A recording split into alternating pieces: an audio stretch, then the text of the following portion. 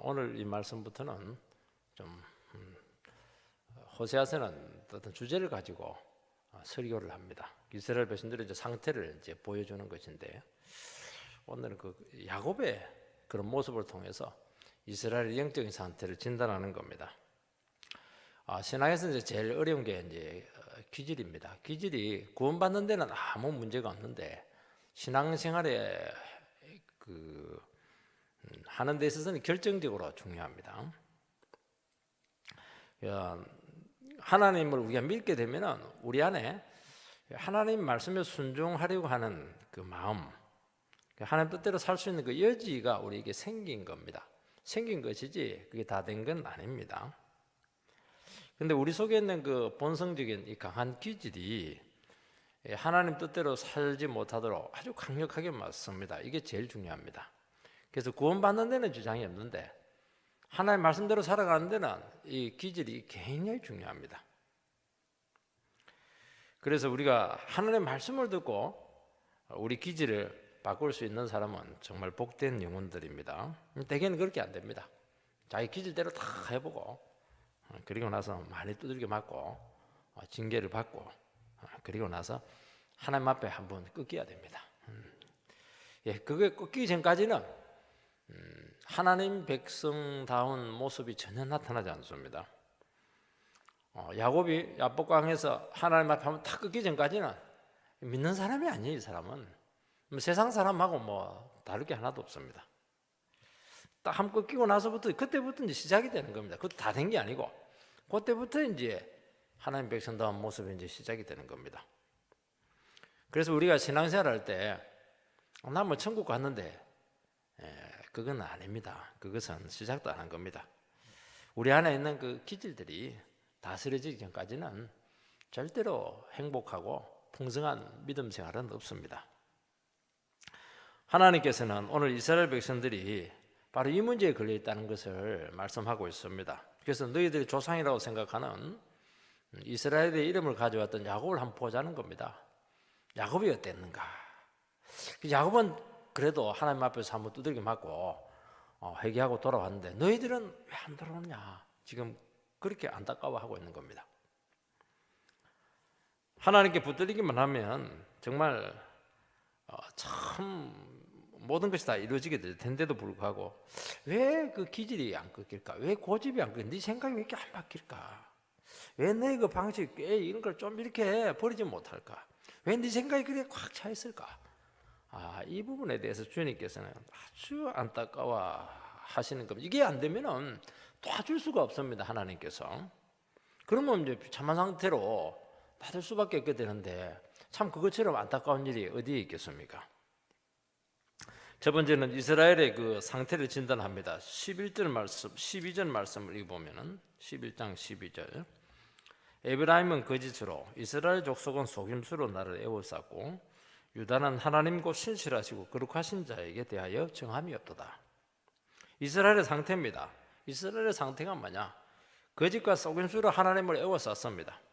하나님 앞에는 정직과 거룩함이 있어야 되는데 거짓과 속임수로 꽉 에워쌌습니다. 여러분, 거짓말은 또 다른 거짓말을 부르지 않습니까? 한번 거짓말을 하면 그 거짓말을 은폐시키기 위해서 또 거짓말을 만들어내야 되는 겁니다. 정직하면 간단한데 거짓말하면 이렇게 되는 겁니다.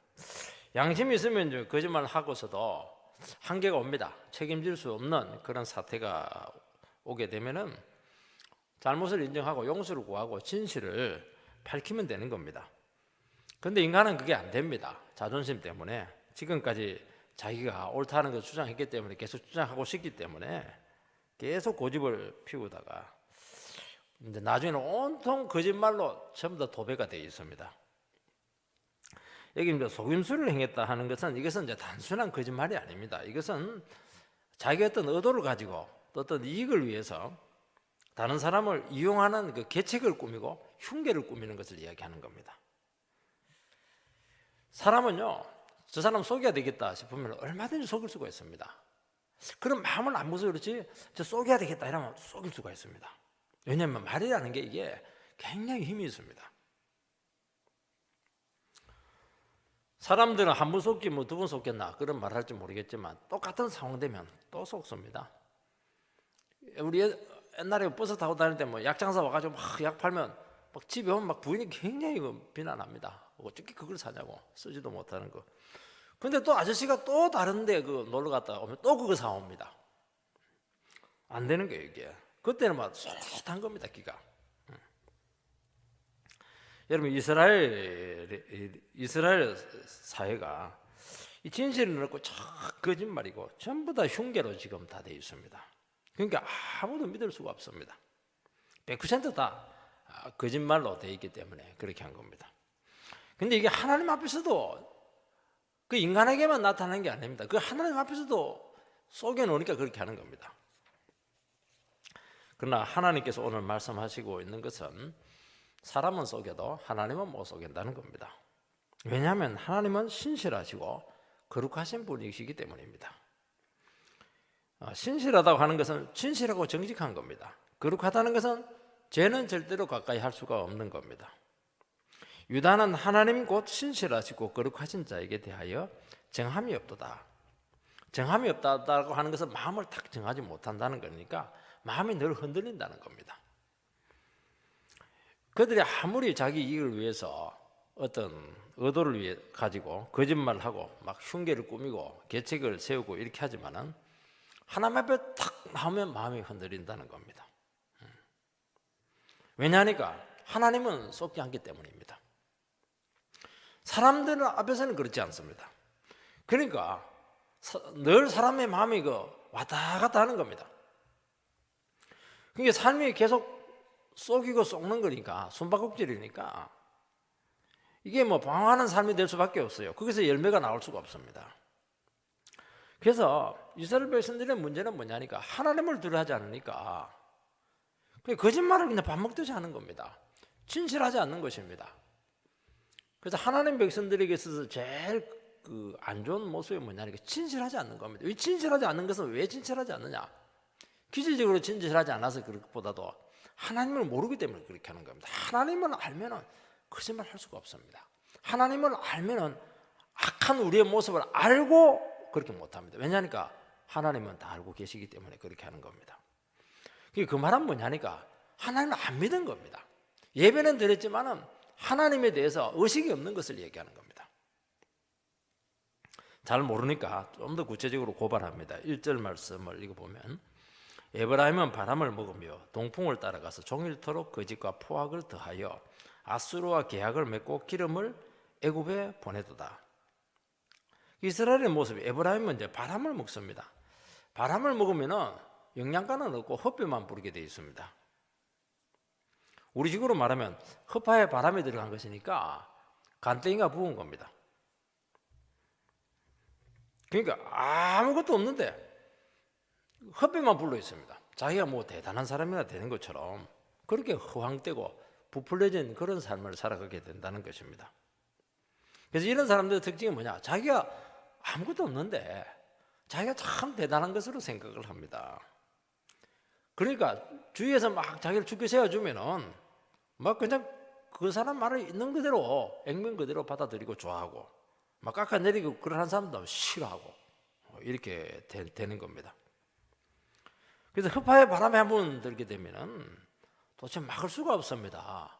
왜냐니까 자기가 제일 똑똑하고 자기가 제일 잘났기 때문에 자기 판단이 옳고 자기 생각이 다 바르다고 생각하기 때문에 무슨 일을 저질 수가 없는 겁니다. 알 수가 없는 겁니다. 신앙은 흑파의 바람을 자꾸 빼야 되는 겁니다. 흑파에. 그러니까 자기 자신이 아무것도 아니다 하는 것을 계속 확인을 해야 되는 겁니다. 흑파에 바람이 잔뜩 들어가 있으면은 이 사람이 무슨 일을 할지 모릅니다.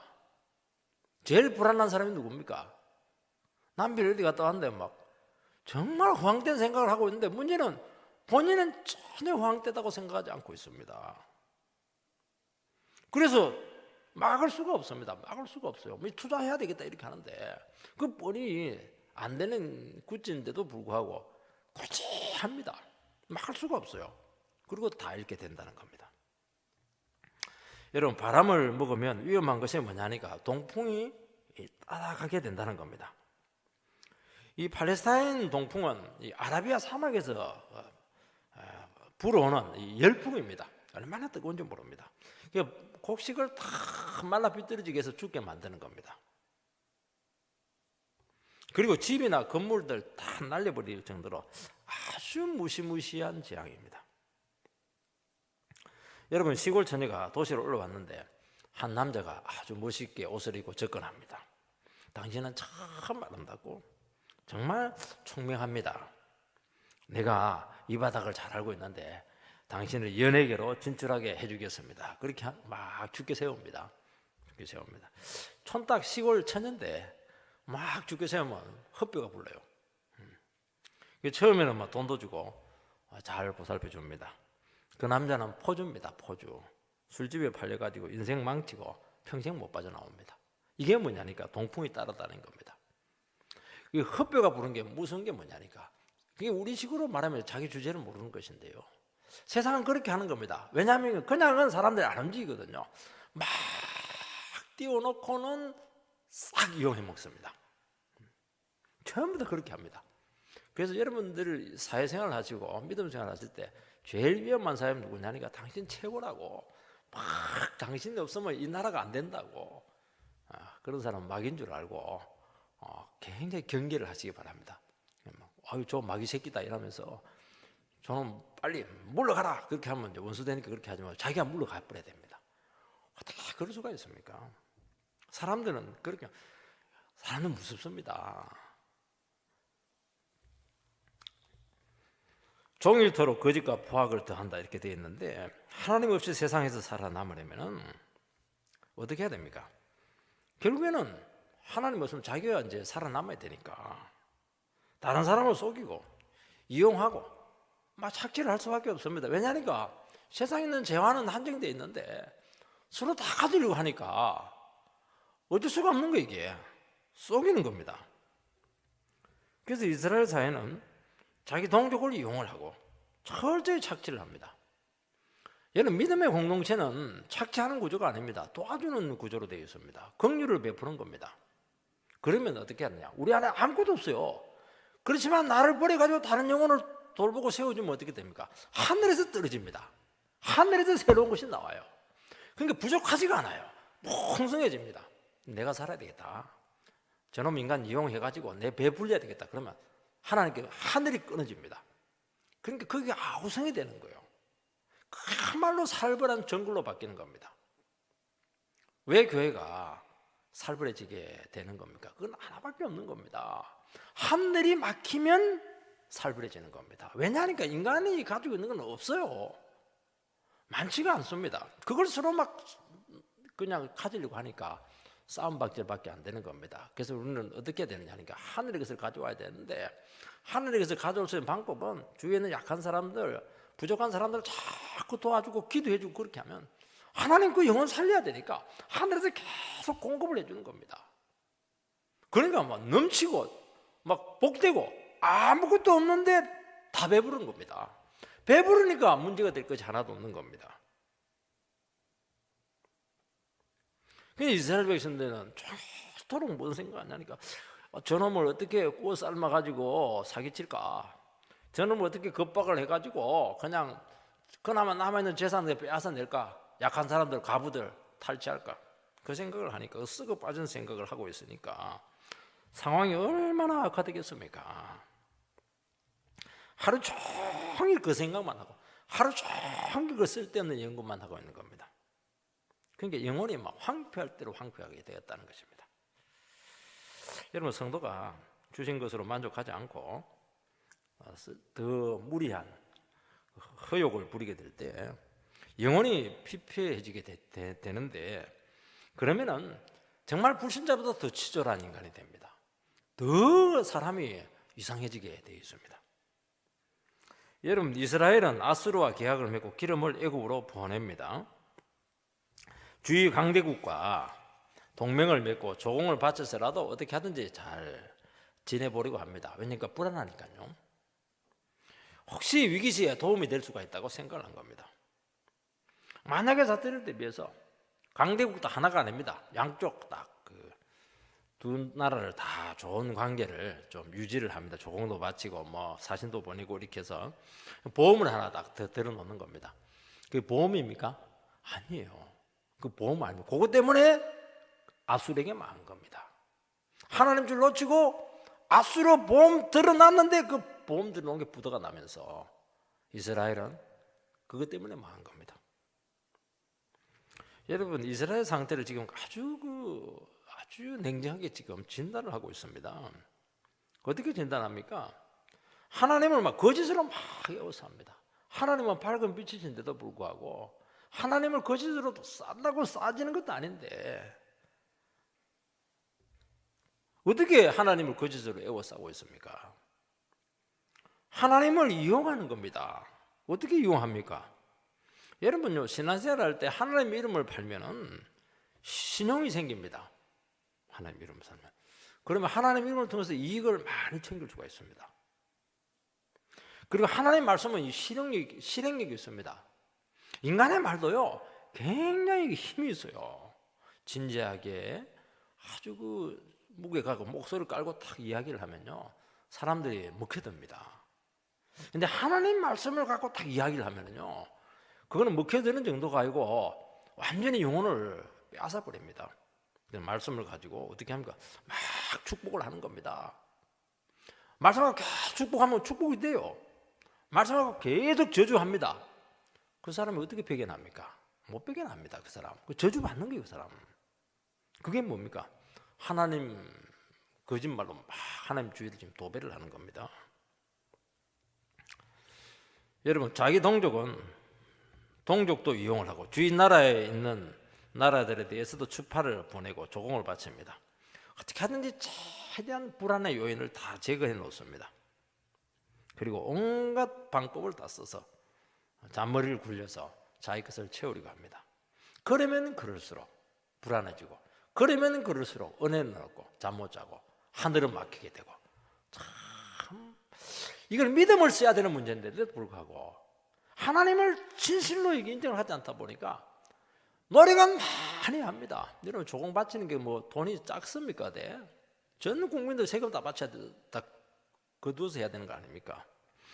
매일 그 머리로 연구하는 게 쉽습니까? 머리에 그냥 이게 머리에 불납니다. 이거 얼마나 힘든지 몰라요. 그 노력을 가지고 찬송하고 말씀 가까이 하고 다른 사람 도와주면은 정말 은혜가 엄청나게 넘칠 텐데 하나님을 인정하지 않으니까 하루 종일 나쁜 생각하는 겁니다. 어떻게 남 사기쳐 먹을까 이런 생각을 하는 겁니다.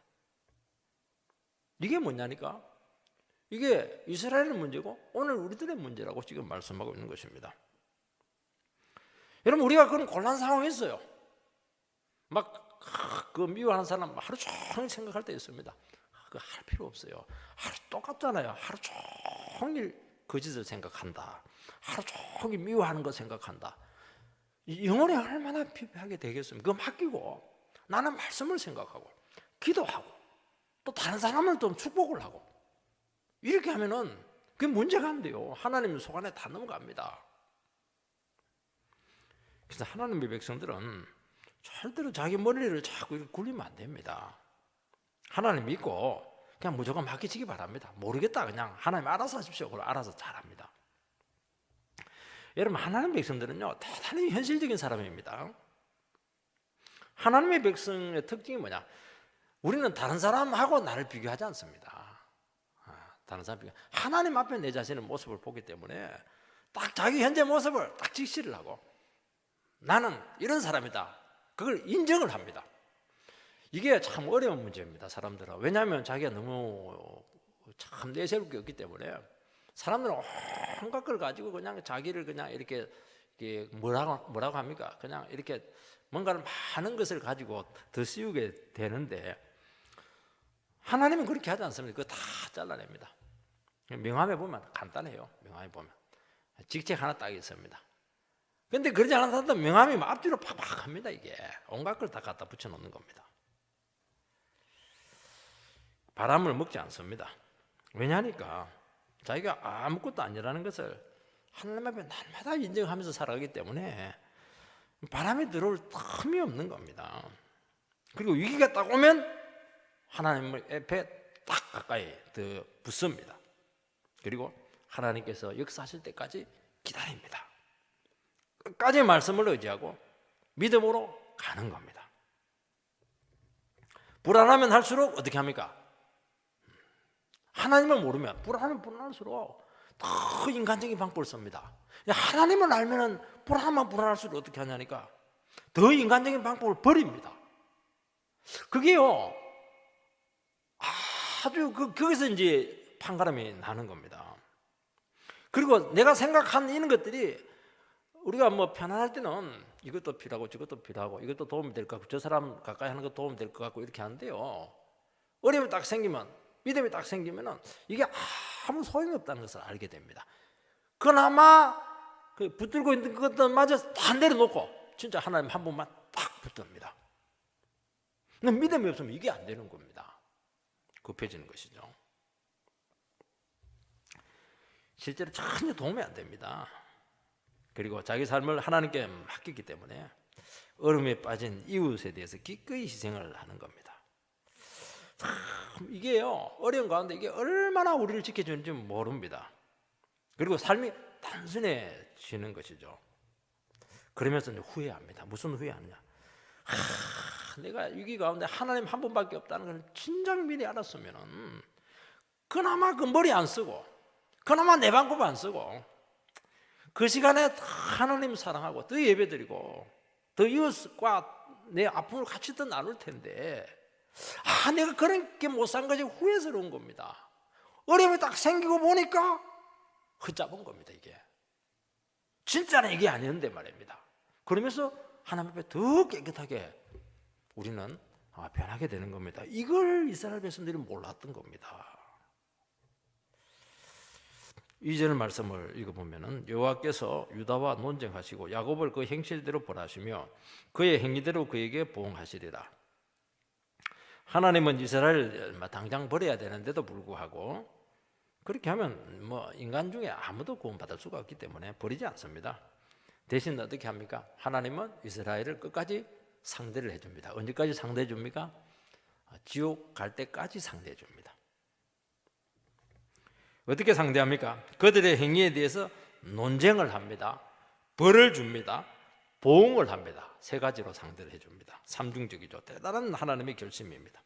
이 말은 뭐냐니까 나는 너희들을 어떤 상태에서도 놓지 않겠다는 겁니다. 너희들을 처절하게 대결해서라도 한번 나랑 한번 싸워보자. 한번 우리 대결해서라도 한번 네가 받기나 내가 받기나 한번 해보자는 겁니다. 힘기력이죠. 그래서 그렇게 해서라도 교만을 끊고 하나님만 의지하도록 이끄시는 겁니다. 이게 하나님의 사랑이죠. 그래서 하나님 앞에 항복 하나 안 하나 한번 갈 때까지 한번 가보자는 겁니다. 이게 굉장히 살벌한 말일 수도 있는데요, 하나님의 엄청난 사랑입니다. 하나님이 우리를 상대하는 것도 굉장히 힘드세요. 우리가 말 안 듣는 자식 상대하는 거 그것도 굉장히 힘든데 하나님 말 안 듣는 우리 상대하는 건 너무 힘듭니다. 지금 논쟁한다는 것은 재판에서 지금 고소권을 가지고 뭐 상대 그 죄악성을 낱낱이 파헤치는 겁니다. 대충 넘어가지 않겠다는 겁니다. 네가 장깨 부리고 적당하게 예배드리고 세상에서는 그냥 적당하게 하고 다른 사람은 그냥 거짓말하면서 그냥 속여먹고 한번 해보자는 겁니다. 내가 거기에 대해서 처벌하겠다는 겁니다. 하나님은 자기 백성의 잘못에 대해서 놔두지 않습니다. 여러분 세상 사람들은 놔둬요. 어차피 뭐 지옥 갈 거니까. 근데 하나님 백성은 절대로 안 놔줍니다. 택함에서 안 놔줍니다.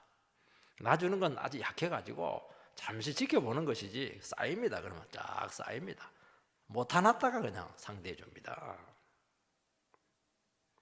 바로 해면 또 망하기 때문에 수위 조절을 하는 것이지 몰라서 가만히 두는 게 아닙니다. 사실은요 사사건건 간섭하십니다. 그래서 자기 하고 싶은 대로 한 것은 결국에는 내가 손해구나 하는 것을 깨닫게 합니다. 내가 머리를 그렇게 많이 쓰고 술을 많이 쓰고 다 가지려고 한 게 이게 결국에는 내 무덤을 내가 팠구나 하는 것을 진실로 인정하도록 만드시는 분이 하나님이십니다. 왜냐하면 하나님이 우리를 상대하고 있기 때문에 그렇게 하는 겁니다. 하나님이 안 되게 하면 안 되는 겁니다. 그래서 하나님을 의지하지 않을 때 처음에는 뭐 자기 하고 싶은 대로 하니까 뭐 잘 되는 것 같습니다. 결정적인 순간에 숲으로 돌아가기 위해서 너무 아프게 만드십니다.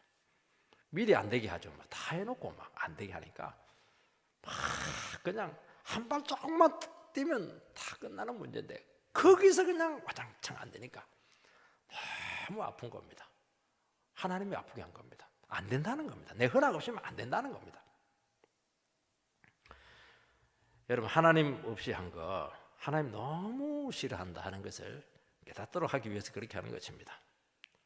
여러분, 선하지 않는 방법으로 한 것이라든지 악한 동기를 한 것은 어떻게 합니까? 반드시 택한 백성이라면 막 징계합니다. 매로 막 때립니다. 그래서 크리스찬들은 징계를 받으면서 매 맞으면서 내가 왜 매 맞는지 이유를 알고 있습니다. 우리 학교 다닐 때 막 손바닥 맞으면서 너 왜 손바닥 맞는지 이유를 알고 있지? 그러면 안다고 그렇게 하죠. 모르면 더 때리니까. 모르면 더 때립니다. 알 때까지 때립니다.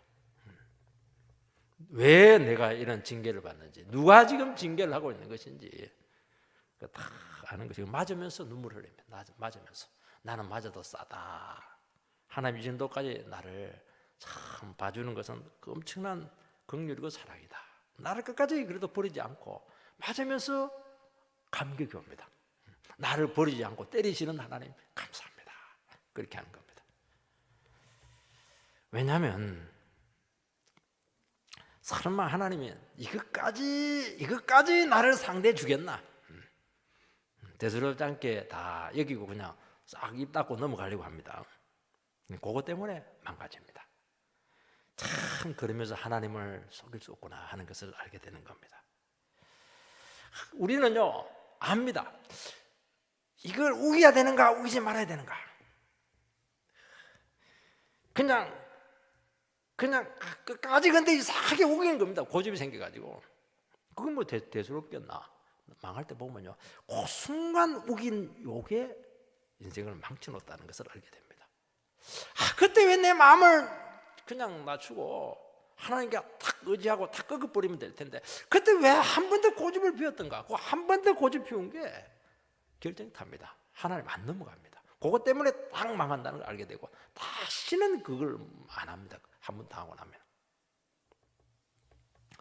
여러분, 말씀대로 하지 않았는데 잘 되면 택한 백성 아닐 가능성이 많습니다. 다른 사람들은 다 잘 돼도 택한 백성은 안 되게 돼 있습니다. 사랑하니까요. 하나님 나를 상대하고 있으니 1대1로 상대하니까요. 마음의 갈등을 주기도 하고 다 됐는데 뭐 재뿌리고 갑자기 혼란에 빠지게 해서라도 안 되게 한다는 겁니다. 이게 하나님 이스라엘 백성들을 상대하는 방식이라는 것입니다. 두 번째는 이 기질의 문제입니다. 하나님은 이스라엘의 모습을 야곱의 생애를 통해서 제시합니다. 3절을 읽어보면 야곱은 모태에서 그의 형의 뒷발 꿈치를 잡았고 또 힘으로는 하나님과 겨루되. 야곱과 에서는 이제 일란성 쌍둥이입니다. 동생 야곱이 형 에서의 뒷발 꿈치를 잡고 나옵니다. 태아가 무슨 뭐 의식이 있습니까? 근데 무의식적으로 잡은 것입니다. 이제 그것을 성경에서는 야곱의 천성이다 그렇게 말합니다. 야곱, 그래서 이름에 이제 뒷발 꿈치를 잡았다. 이제 그런 뜻을 가지고 있는데 야비하고 간사하고 남에게 지고서는 못 산다. 이제 그런 뜻입니다. 수단과 방법을 가르지 않고 이겨버리고 만다. 목적을 이루기 위해서는 수단과 방법을 가르지 않는다. 이게 뭐 야곱뿐만 아니고 이 세상 사람들이 살아가는 그 다 이름들입니다. 여러분, 대개 이제 자식 이름을 부정적인 뜻을 가진 그런 이름을 잘 주지 않습니다. 그런데 성경에는 그런 이름들을 많이 지어 놓습니다. 이가봇, 영광이 떠났다. 이런 것들 참 영광이 돌아와야지. 떠나면 어떻게 되겠습니까? 그런데 그 이름을 통해서 이것은 역설적으로 네 자신이 그런 굉장한 위험이 있기 때문에 그거 하지 말라는 거예요. 야곱은 야곱 이렇게 하면서 다른 사람 절대로 발목 잡고 늘어지지 말라는 겁니다. 그런데 야곱은 평생 발목 잡고 늘어지는 인생이었습니다. 이게 하나님의 배려인데 그걸 등한시했던 겁니다. 야곱은 어릴 때만 그런 게 아니고 장년이 될 때까지 거짓말 잘하고 자기 깨로 살아가고 자기 힘으로 살고 야비하고 간사한 모습을 전혀 바꾸지 않고 나이가 들면 들수록 더 심해졌습니다. 뱃속에서는 에사하고 장자권 가지고 뱃속부터 싸웠죠. 나올 때는 형 뒷발꿈치를 잡고 그냥 나왔고, 어릴 때는 그냥 팥죽 한 것으로 그냥 장자권을 사고, 그리고 특히 제일 클라이막스는 아버지, 약간 나쁜 아버지 그냥 속여가지고 축복권까지 다 빼앗아버리고. 야곱은 백전백승입니다. 야곱은 마음 먹으면 다 가집니다. 참 위대하죠. 이 사람이면요 세상에 성공합니다. 이 사람. 결과는 쫄딱 망했습니다. 하나님이 상대를 해줬습니다. 야곱은 다른 사람에게 지는 법이 없습니다. 자기 입으로 나는 졌다 절대로 시인 안 합니다. 잘못했다 이런 말은 사전에 없습니다. 이 사람은 독종이죠. 독종. 한평생 자기 힘으로 자기 깨로 살아온 그런 참 처절한 인생이었습니다. 장년이 되어가지고 이제 또 하나가 바뀐 게 있는데 뭐냐면, 어른이 되어가지고 지금까지는 이제 사람하고만 상대했어요. 형님하고 에서하고 이렇게 아버지하고 상대했는데, 이제는 이제 하나님과 이제 상대를 하고 있습니다. 하나님과 힘을 겨루었다 그렇게 말씀하지 않습니까? 야곱이 장자의 축복을 빼앗고 형 에서의 미움을 받아서 이제 집에서 쫓겨났죠. 베델 들판에서 밤에 이상 중에 하나님을 만납니다. 그때 이제 돌베개를 베고자 하는데, 이 돌베개가 대개는 제단 이렇게 되게 봅니다. 그 제단에 이제 하나님의 집을 짓지 않습니까? 성전진. 그래서 되게 제단이다. 아브라함과 이삭이 사용했던 그 제단으로 그렇게 되게 보고 있습니다. 여러분, 베델이면 사람들이 사는 곳입니다. 동네에 들어가서 이렇게 기거할 수가 있던 나그네를 대접하기 때문에 그 당시는요. 근데 왜 굳이 그 돌베개를 베고 잤겠는가 하는 그 질문을 할 수가 있습니다. 홀로 그 외로운 가운데 광야에서 하나님을 찾고 싶은 마음이 그때 생겼다고 그렇게 우리는 짐작을 할 수가 있습니다. 정말 야비하고 하나님 인정하지 않고 자기 힘으로 그렇게 끈질기게 살아갔던 한 인간이 처음으로 마음이 약해졌습니다. 그리고 가난해졌고 좀 재단을 베고 자면서 뭔가 기도하고 싶은 그 마음이 들었던 것으로 생각이 됩니다. 하나님은 그를 만나 주었고, 네가 어디 가든지 함께 하겠으며, 그리고 너에 대한 자녀에 대한 축복을 주고 하늘의 별처럼 많은 자녀를 주게 될 것이고, 네가 바로 이곳에 돌아와서 다시 나한테 예배를 드리게 될 것이다. 그런 참 위대한 약속을 그에게 주게 됩니다. 그러면 어떻게 됐습니까? 하나님 만난 기쁨으로 막 멋지게 믿음으로 살면 될 텐데, 자기 생각 다 버리고 기질 다 내려놓고, 그때 한번 은혜 받고 다 까먹어 버렸습니다. 그 다음부터가 문제입니다. 또 천성대로 야비하게 자기 힘을 의지해서 막 그렇게 온갖 술책을 다 쓰면서 살아갑니다. 대신 이제 그 술책을 쓰는 그 상대가 인간만이 아니고 하나님이 추가가 되었습니다. 언제부터요? 베델에서 하나님 만나고 나서부터는 하나님이 이제 추가가 됐습니다. 이제 두 쪽을 상대를 해야 되는 겁니다. 하나님은 야곱이 속이고 거짓말하고 인간적인 방법을 쓸 때마다 어떻게 합니까? 그에게 막 갈등을 주고 힘들게 하고 일이 자꾸 꼬이게 이렇게 만들었습니다. 그러면 어떻게 해야 됩니까? 하나님 내 일 안 되게 하는구나. 그리고 회개하고 돌이키면 되는데, 인간이 얼마나 기질이 강한지 하나님 앞에서 조금도 물러서지 않고 걸으면 걸을수록 더 이를 부두둑 깔면서 꿋꿋하게 하나님 앞에서 버텨냈습니다. 대단한 야곱입니다. 근데 야곱이 그 야곱입니까? 우리가 야곱이라는 겁니다. 그런 인간도 하나님은 상대해 주시고 사랑해 주시고 은혜를 내려주신다는 겁니다. 야곱을 자꾸 욕하면 안 됩니다. 그 자기 욕하는 겁니다. 그거. 그런데 그전보다 약간 달라진 것이 있습니다. 베델에서 주님을 만나기 전에는 철저히 인간적인 방법만 씁니다. 주님 만나고 나서는 인간적인 방법도 쓰고 하나님의 방법도 섞어서 씁니다. 섞어작이죠. 그래서 그때부터 야곱의 인생을 보면은 이 어디까지가 하나님의 방법으로 한 건지, 어디까지가 자기 꾀로 한 것인지 이게 섞여져 있기 때문에 이게 구별이 잘 안 됩니다. 이게 하나님이 주신 축복인지 지가 그냥 노력해가지고 한 축복인지, 가축이 많이 생겼는데 지가 우생학적으로 전문적인 지식을 가지고 해서 그냥 가축이 많이 생긴 건지, 하나님이 그냥 무조건 은혜로 축복한 건지 몰라요. 그냥 굉장히 혼동이 됩니다. 이게 왜 그렇게 하냐니까 두 가지 방법을 다 썼기 때문에 그렇게 하는 겁니다. 근데 두 가지 방법 다 쓰지만은요, 결국에 결정적인 순간에는 또 야곱은 지방법 씁니다. 그래서 한 번도 자기 인생을 결정적인 순간에 우직하게 하나님께 맡기고 내가 탁 끊고 죽이지를 못하던 겁니다. 하나님은 20년 동안 종살이한 야곱을 크게 축복해서 그에게 많은 가축과 노비를 주었습니다. 이것은 하나님이 그로 하여금 외삼촌 라반의 집을 탈출하도록, 고향으로 돌아가도록 배려하신 은혜였습니다. 그런데 그 순간에도 야곱은 자꾸 자기 머리를 의지해서 그냥 술을 흘리고 온갖 방법을 다 쓰는 겁니다. 4절 말씀을 읽어보면 천사와 겨루어 이기고 울며 그에게 간구하였으며 하나님은 베델에서 그를 만나셨고 거기에서 우리에게 말씀하셨나니. 야곱은 결국 천사와 싸움을 벌이게 되었습니다. 야곱이 자기 재산과 노비와 식솔들을 다 데리고 장인 라반으로부터 야반 도주를 합니다. 야반 도주하면 무슨 소용이 있습니까? 더 무슨 라반을 피하니까 더 무슨 형님이 딱 400명의 군사를 이끌고 자기를 지금 맞이하러 오는 겁니다. 그거는 뭐 다 죽이겠다는 겁니다. 그때 야곱은 인생 최대의 위기를 맞습니다. 야곱은 위기가 오면 어떻게 되냐? IQ가 높아집니다. 갑자기 머리가 팡 돕니다. 얼마나 잔머리를 많이 굴리는지 온갖 방법을 다 써서 이 위기를 탈출하려고 합니다.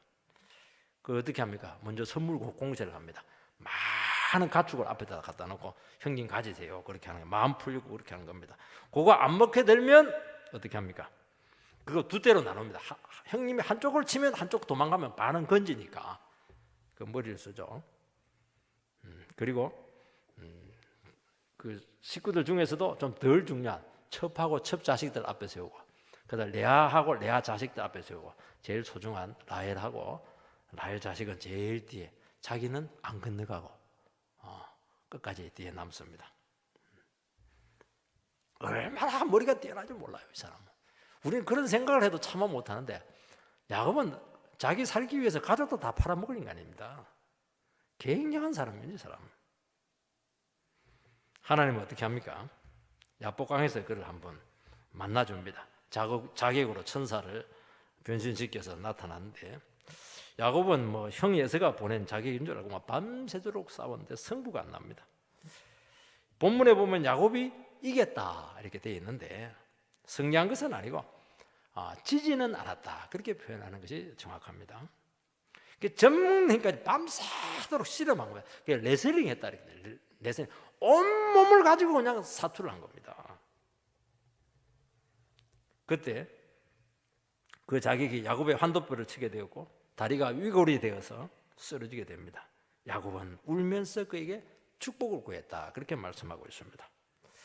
왜 야곱이 울면서 축복을 구하였습니까? 야곱은 지금까지 한 번도 져본 적이 없습니다. 마음 먹으면 다 하는 사람입니다. 자기보다 강한 존재 없어요. 모든 사람을 다 이겼어요. 아버지도 이겼고 형님도 이겼고 그 무슨 형님도 다 이겼습니다. 라반도 결국에는 야곱이 이긴 겁니다. 그런데 너무 강한 적수를 만나게 되었고 죽도록 싸웠지만은 레슬링 할 때 그 천사가 뭐 온 힘을 다해 천사를 그냥 막는 거예요. 자기는 온 힘을 다하는 겁니다. 막는데 그냥 너무 이 친구가 안 꺾이고 그러니까 한 번 턱 쳤는데 팍 그냥 뼈가 위골이 난 겁니다. 밤새도록 방어하다가 지독해 너무 지독하니까 이러면 안 되겠다. 뭐 새벽이 되면 이제 햇빛 나면 빨리 가야 되니까 대충 정리하고 탁 했는데 우지끈하면서 그냥 끊어져 가지고 다리 병신이 되었던 겁니다. 그때 나보다 강한 존재가 있구나 하는 것을 그때 느꼈던 겁니다. 그래서 그게 축복을 빌죠. 그리고 그것을 버니엘이다 이름을 짓는데 하나님의 얼굴이다 하는 뜻을 가지고 있습니다. 그 천사의 모습을 통해서 그는 하나님의 존재를 느꼈던 겁니다. 그는 너무 다급해서 그 사람을 붙들고 막 살려달라고 울면서 축복을 구합니다. 이제 다리 불구자다가 되었고 도망도 칠 수도 없고 지금 형님은 지금 앞으로 나오고 있고 정말 이제는 힘도 없고 자신감이 없어지게 된 것이고 이제는 해볼 방법이 없다는 것을 비로소 그때 깨닫게 된 것입니다. 여러분, 하나님을 의지하지 않고 자기 힘으로 살아가는 사람들의 특징이 있습니다. 그 사람은 절대로 눈물을 보이지 않습니다. 약한 모습을 안 보입니다. 절대로 울지 않습니다. 우는 것은 연약함을 시인하는 것이기 때문이고 졌다는 것을 인정하는 것입니다. 너무나 감당할 수 없는 큰 위기가 오면 어떻게 합니까? 이빨을 뿌드득 갈지 울지는 않습니다. 이들의 인생관이 무엇입니까? 내 사전에 눈물은 없다는 겁니다. 절대로 약한 마음 먹으면 안 된다는 겁니다. 이게 뭐냐니까 자기 힘으로 살아가는 사람들의 인생관입니다. 여러분, 내가 똑똑하고 내가 잘났다 이런 사람들은 일단 울면 안 돼요. 울면 못난 사람입니다. 절대로 울면 안 됩니다. 끝까지 자기 마음을 굳세게 지켜야 됩니다. 어릴 때 싸우다가 누가 지는 겁니까? 울면 집니다. 되게 이제 코피 터지면 하면서 울면서 이제 너는 졌다 이러면서 이제 공식적으로 인정이 되지 않습니까? 그런데 독종들이 있어요.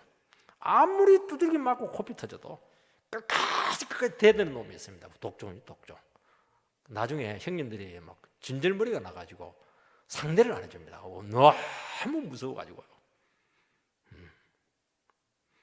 야곱이 그런 인간입니다. 야곱은.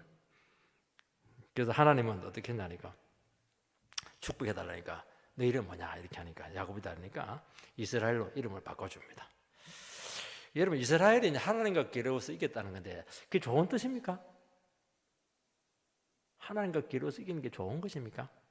하나님과 기로워서 이기면 안 되지 않습니까?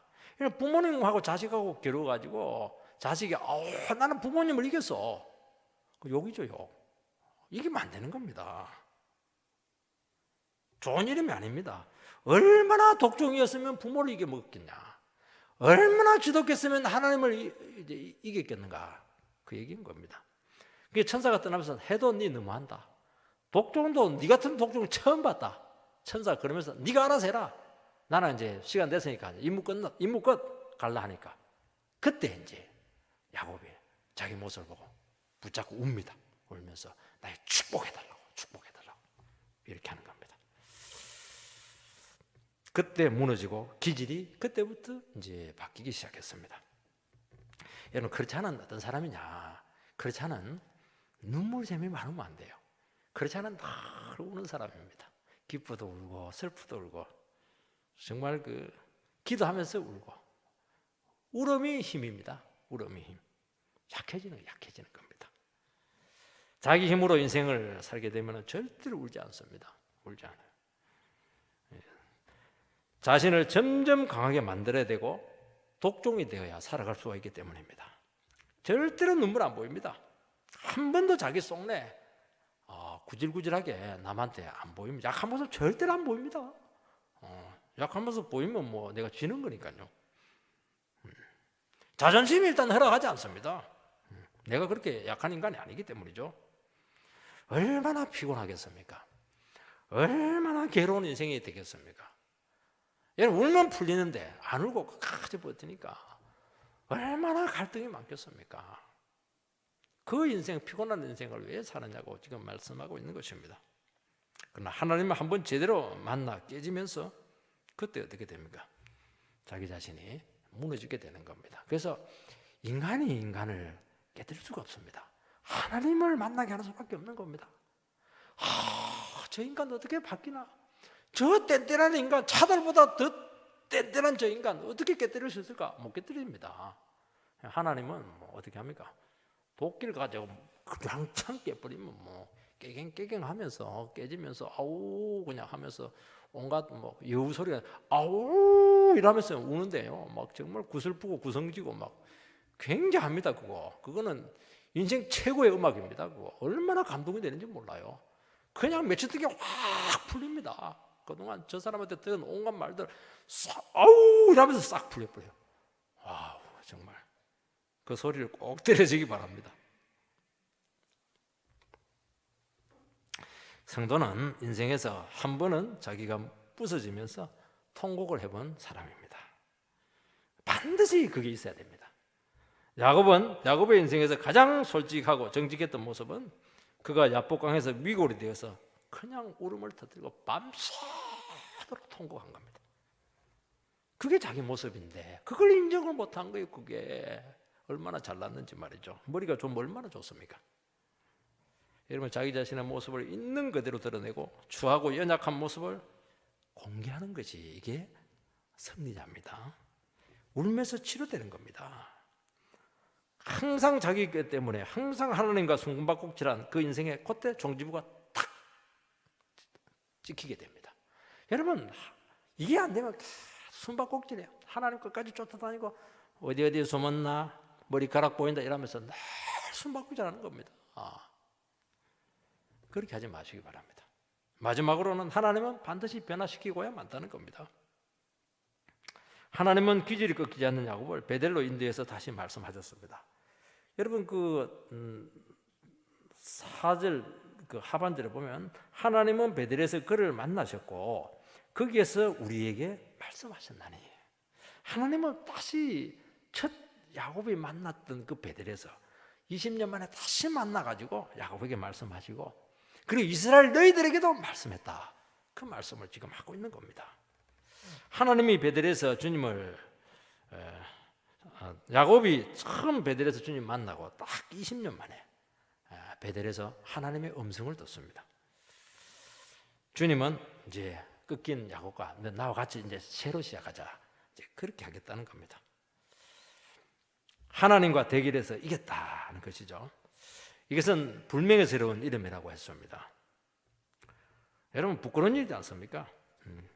자식이 고집을 끝까지 부릴 때 부모는 내가 졌다. 너는 내 자식도 아니다. 대책이 없는 자식이다. 이제 네가 알아서 네 인생 책임져라. 이제 그게 뭐냐니까 이스라엘 이름 속에 들어있는 부정적인 내용입니다. 손 털겠다는 겁니다. 네 자식이지만은 나는 너하고 해줄 게 없다는 겁니다. 그렇죠? 이 말을 하는 부모의 마음이 어떤 마음이겠습니까? 복입니까? 마지막으로 하는 말이죠. 이것은 이 말을 듣고도 안 되면 안 되는 겁니다. 지옥 가는 겁니다.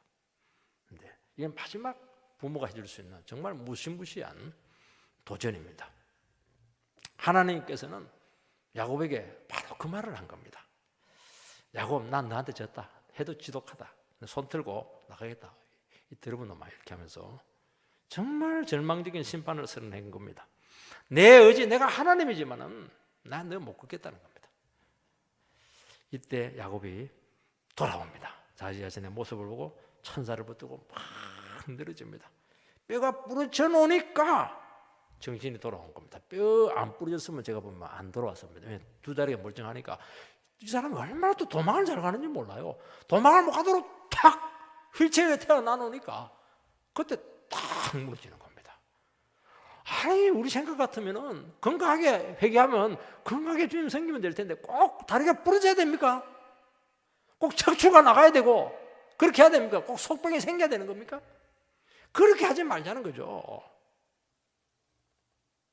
뼈가 부러지니까 정신이 딱 돌아왔습니다. 아파 봐야 됩니다. 하나님이 떠나면 안 된다는 겁니다. 이런 의미에서 이스라엘은 또 수치스러운 이름이죠. 아주 위대한 이름입니다. 우리가 하나님 앞에 울고 내 고집과 기질을 내려놓으면 하나님께서는 우리에게 져주십니다. 부끄러운 이름인데 우리가 그때 딱 내려놓고 울면 이스라엘 위대한 승리자, 영원한 승리자, 하나님께서 우리에게 져주는데 우리를 이길 사람이 누가 있습니까? 하나님 내 편이 되어주시고 나한테 져주는데 하나님을 이길 수 있는 방법 한 가지입니다.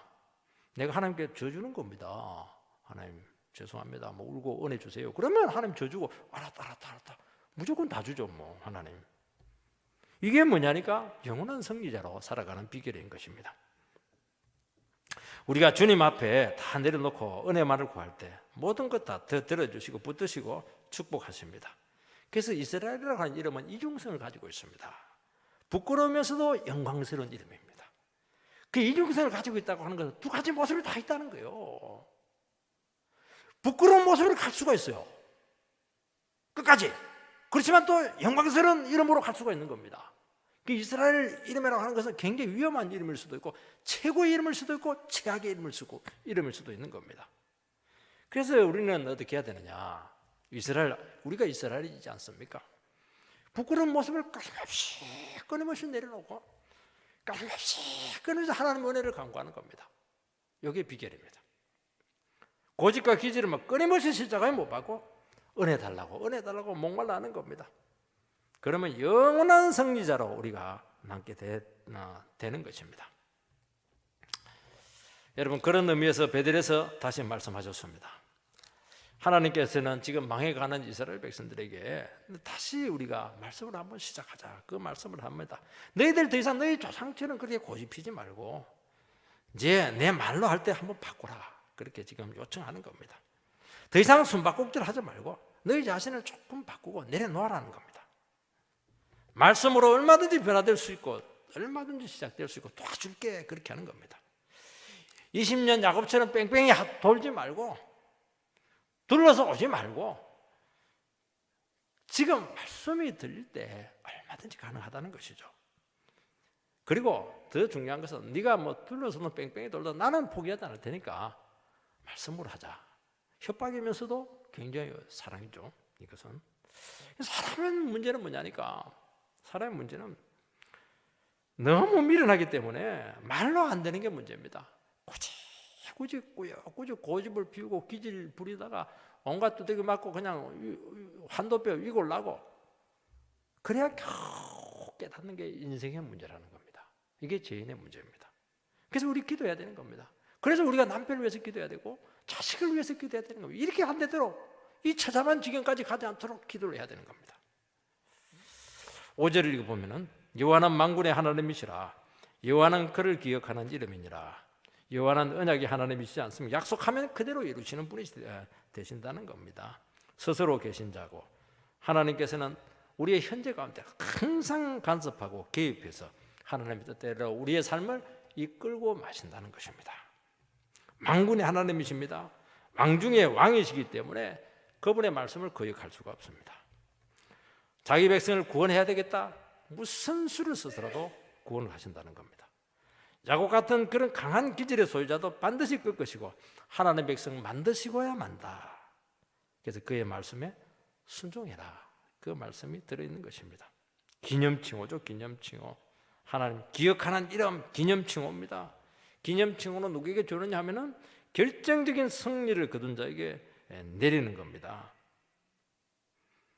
여러분, 여호와라고 하는 칭호는 하나님이 하신다면 반드시 하시고 이루시고 승리한다, 그런 의미를 가지고 있습니다. 우리가 모세를 보내실 때 여호와 하나님께서 그를 보내셨습니다. 하나님은 하십니다. 10가지 재앙을 통해서 모세 꺾어버리시고 여기 와서 예배 드리게 한다면 예배 드리게 하는 분이라는 것을 말씀하고 있는 것입니다. 그래서 다시 한 번 더 우리가 주님 앞에 나가서 순종하고 끝까지 하나님을 바라보는 그런 축복된 영혼들이 되시기를 주의 이름으로 축복합니다.